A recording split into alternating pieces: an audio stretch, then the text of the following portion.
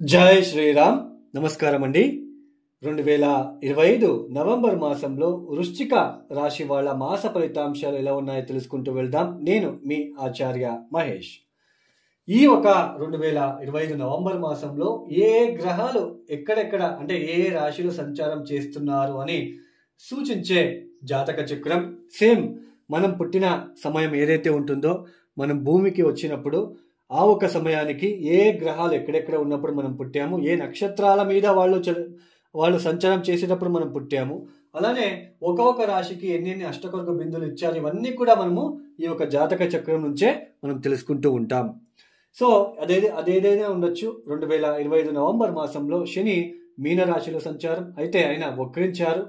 November 28వ తేదీ తర్వాత వక్రత్యాగం చేస్తున్నారు. రాహు కుంభంలో సంచారం, కేతు సింహరాశిలో సంచారం, గురు నవంబర్ 11వ తేదీ వరకు కర్కాటక రాశిలో నేర మార్గంలో సవ్య మార్గంలో సంచారం చేస్తూ నవంబర్ 11వ తేదీ ఆయన వక్రించి సంచారాన్ని ప్రారంభం చేస్తున్నారు. అలానే సూర్యుడు ఒక సంచారం చూసుకున్నట్లయితే ఈ ఒక నవంబర్ 16వ తేదీ వరకు ఈ ఒక తులారాశిలో సంచారం, తదుపరి వృశ్చికానికి వచ్చి సంచారాన్ని ప్రారంభం చేస్తారు. శుక్రుడు నవంబర్ 2వ తేదీ నుంచి నవంబర్ 23వ తేదీ వరకు తులారాశిలో సంచారం, తదుపరి ఆయన కూడా వృశ్చికానికి వచ్చి సంచారాన్ని ప్రారంభం చేస్తున్నారు. ఈ ఒక మాసం మొత్తం కూడా కుజుడు వృశ్చిక రాశిలోనే సంచారం చేస్తున్నారు. బుధుడు కూడా వృశ్చిక రాశిలో సంచారం అయితే నవంబర్ మాసంలో 10వ తేదీ నుంచి 28వ తేదీ వరకు ఆయన వక్రించి వెనక్కి వెళ్ళి మళ్ళీ జన్మరాశికి వచ్చి సంచారాన్ని ప్రారంభం చేస్తున్నారు. ఈ ఒక గ్రహ సంచార రీత్యా వృశ్చిక రాశి వాళ్ళకి చూడండి, వృశ్చిక రాశి వాళ్ళకి ఇది వృశ్చిక రాశి. వృశ్చిక రాశి నుంచి 1, 2, 3, 4, 5 పంచమ శని అంటాం. పంచమ శని అంటే ఏంటి? పంచమ స్థానం ఏం రిప్రజెంట్ చేస్తుంది? మన ఆలోచన విధానము, మన బుద్ధి బలం ఎలా ఉంది, మన టాలెంట్ ఎలా ఉంది, మన క్రియేటివిటీ థాట్స్ ఎలా ఉంది, ఏదైనా ఎక్స్ట్రా క్రియేటివిటీ థాట్స్ ఉందా, సంతానం విషయంలో కూడా మనం పంచమ స్థానం నుంచి తెలుసుకుంటాం. అలానే మనం చేసే ప్రతి పనిలో కూడా ఏదైనా ఎలాంటి రికగ్నైజేషన్ ఉంది, ఇవన్నీ కూడా పంచమ స్థానంలోనే తెలుసుకుంటాం. అంటే మనం ఏదైనా చిన్న మంచి పని చేసినా రికగ్నైజేషన్ వచ్చేస్తూ ఉంటుంది. సో అలా రికగ్నైజేషన్ ఏమైనా ఉందా అనేది కూడా పంచమ స్థానం మీదే తెలుసుకుంటాం. అలాంటి పంచమ స్థానంలో శని వచ్చి చూడండి, శని ఏ రాశిలో కూర్చుంటాడో ఆ రాశి నుంచి 3వ స్థానము, ఆ రాశి నుంచి 7వ స్థానము, ఆ రాశి నుంచి 10వ స్థానాన్ని చూస్తూ ఉంటాడు. చూడండి, ఈయన కూర్చున్నాడు ఇక్కడ మీనరాశిలో 1, 2, 3 అంటే మీ రాశి నుంచి 7ని చూస్తాడు.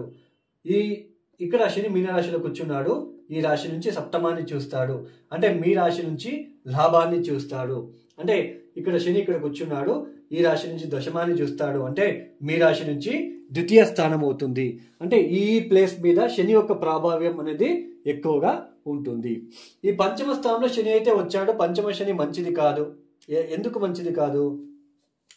మనము పంచమ స్థానం అంటే ఏంటి? బుద్ధి బలము, ఆలోచన విధానము, మనం ఏదైనా షేర్ మార్కెట్లో ఇన్వెస్ట్మెంట్ చేస్తున్నామా, లేదా మనము టాలెంట్తో సంపాదిస్తున్నామా, లేదా శారీరకంగా కష్టపడి సంపాదిస్తున్నామా, సంతానము, ఇవన్నీ తెలుసుకుంటాం పంచమ స్థానంలో.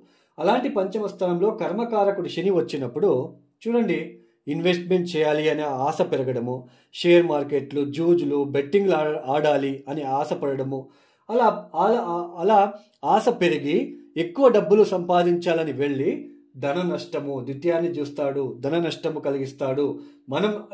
మనం ఆలోచించే విధానంలో మనం రాంగ్ రూట్లో వెళ్ళి ధన నష్టం తెచ్చుకుంటాము. దీని వలన 7వ స్థానం భార్య భర్తల సాంసారిక జీవనము, కుటుంబ జీవనము, సాంసారిక జీవనము, తర్వాత మ్యారేజ్ లైఫ్కి డిస్టర్బెన్సెస్ అయ్యే సూచనలు ఎక్కువగా ఉంటాయి. ఇలా పంచమ స్థానంలో శని వచ్చినప్పుడు అందరికీ వృశ్చిక రాశిలో పుట్టిన వాళ్ళందరూ ఇలాగే ఉంటుందా? లేదండి, లక్షల మంది ఉంటారు. పంచమ స్థానంలో శని వచ్చాడు, కూర్చున్నాడు. ఇక్కడ అష్టకొర్గ బిందువులు 0, 1, 2 గనక ఇచ్చి ఉంటే ఇలా ఆలోచన చేసి ఇబ్బందులు తెచ్చుకొని నష్టపోయి ఇబ్బందులు పడి మనము అలాంటి సిచ్యుయేషన్ ఉంటుంది.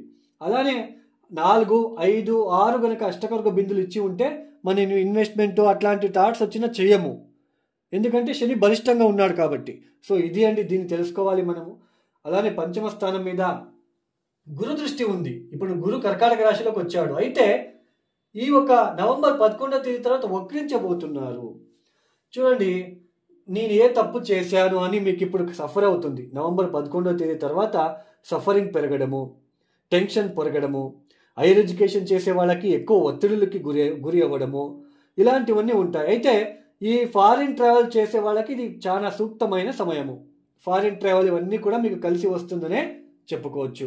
అయితే దశమంలో కేతు, దశమాధిపతి సూర్యుడు 12వ స్థానంలో ఉండడము ఇది అంత మంచిది కాదు.